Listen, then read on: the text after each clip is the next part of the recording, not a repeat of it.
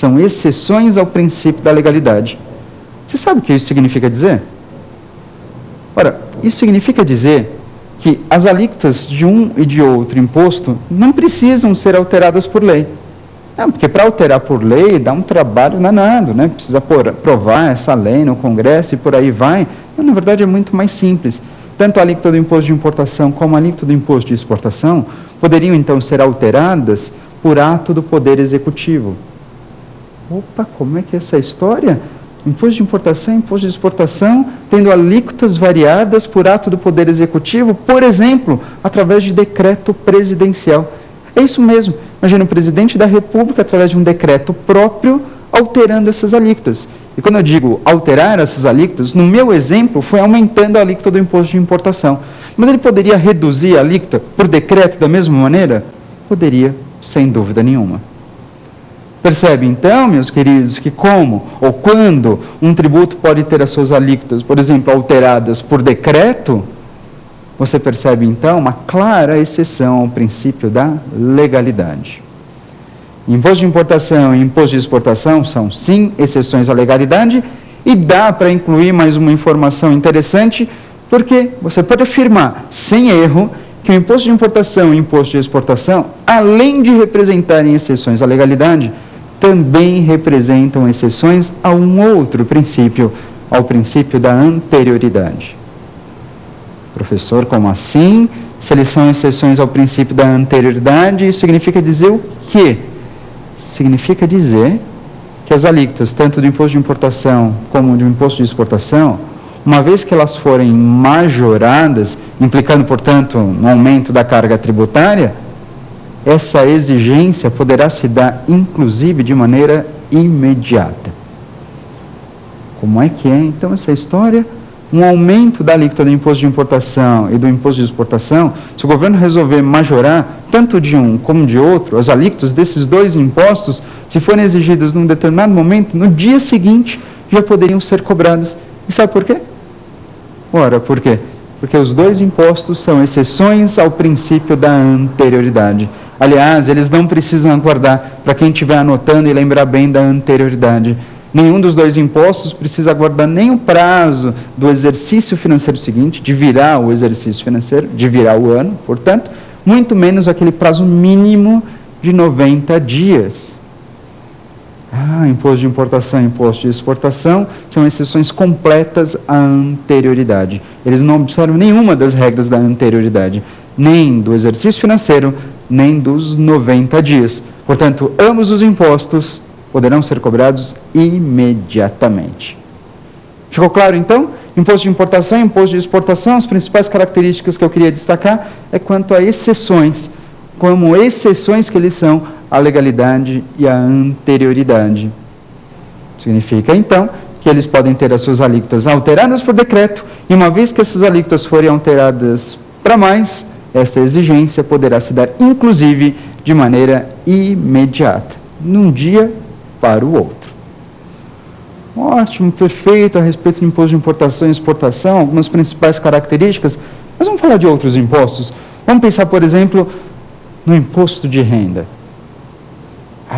O imposto de renda, um imposto, na verdade, às vezes bastante temido, né? Quando você ouve falar nas garras do leão, do imposto de renda que você está pensando, é a União trabalhando com imposto sobre a minha renda, sobre a sua renda, aliás, sobre a renda de qualquer pessoa.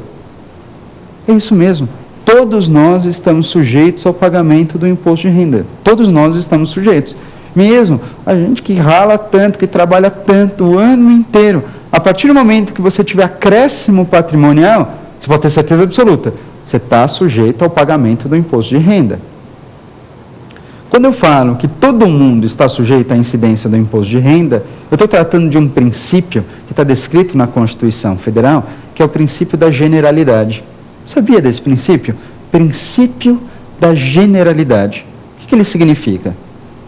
Simples, acabei de expor aqui para vocês. O princípio da generalidade diz respeito às pessoas que estão sujeitas ao pagamento do imposto de renda. Quem que pode ser sujeito passivo do imposto de renda, aqui de uma maneira direta? Quem pode ser contribuinte do imposto de renda? Qualquer pessoa. Todo mundo que tiver acréscimo patrimonial, que vier a oferir renda ou proventos de qualquer natureza, estará sim sujeito ao pagamento do imposto de renda. Princípio da generalidade. Só que o imposto de renda não para por aí, né? Esse princípio da generalidade é importante, mas tem um outro princípio também igualmente interessante. É o princípio da universalidade. Já ouviu falar desse nome? Universalidade? O que significa universalidade? Mas quando você trata de universalidade, você pensa, o imposto de renda incide sobre que tipo de renda? Eu digo para você, sobre todo e qualquer tipo de renda. O princípio da universalidade, então, diz respeito às rendas sobre as quais este imposto poderá recair. Se você estiver pensando assim, mas sobre que tipo de renda? Qualquer tipo de renda. O que você imaginar. E, aliás, quando eu falo renda, se você for bem buscar a definição de renda, o que vem a ser renda? Qual o significado de renda?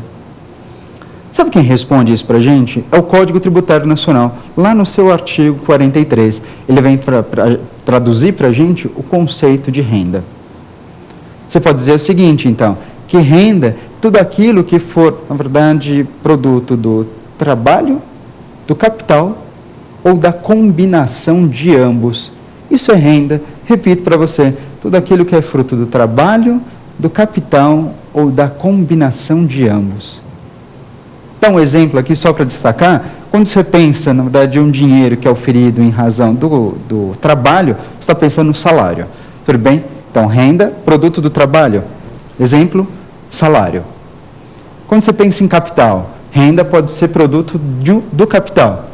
Por exemplo, você tem, na verdade, um imóvel, ou mais de um imóvel, e você ganha um dinheirinho através dos aluguéis desses imóveis, ou alugando esses imóveis. A partir do momento que você aluga esses imóveis e entra um dinheiro na sua conta, isso é produto do capital.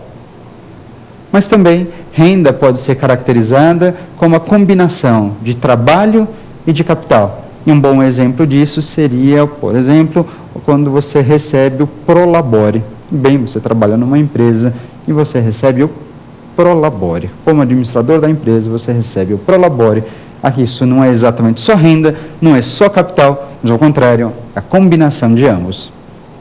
Essas três características reunidas formam o conceito de renda. E aí você pensa, professor, o imposto de renda só incide sobre isso?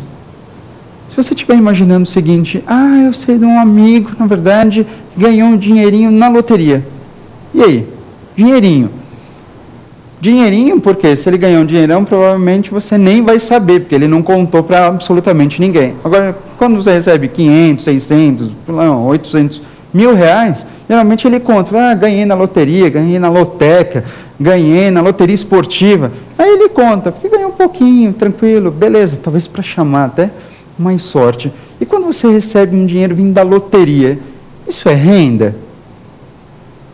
Pensa, dinheiro da loteria não encaixa em produto do trabalho, nem do capital, nem na combinação de ambos.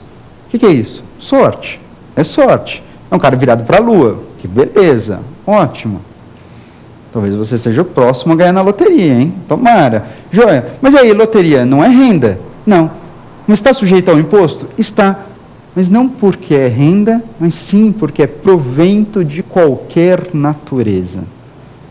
É isso mesmo. O imposto de renda, então, ele incide sobre rendas e proventos de qualquer natureza. E o que viria a ser proventos de qualquer natureza? Simples. Quando você pensa em proventos de qualquer natureza, é tudo aquilo que não encaixar no conceito de renda. Então você sabe definir o que é renda. O que não for renda, naturalmente será proventos de qualquer natureza. Ficou claro? Mesmo? Praticamente, fechando esses dois princípios em relação ao imposto de renda, você pensa o seguinte, então, o imposto de renda, para resumir, afinal de contas, ele incide sobre o quê? Sobre tudo aquilo que implicar em acréscimo patrimonial. Não tem erro. Vou repetir para você. O imposto de renda incidirá todas as vezes em que houver acréscimo patrimonial, seja pela renda ou seja por proventos de qualquer natureza. Bem, aumentou a sua situação de um ano para o outro? Aumentou. Portanto, você sim estará sujeito ao imposto de renda.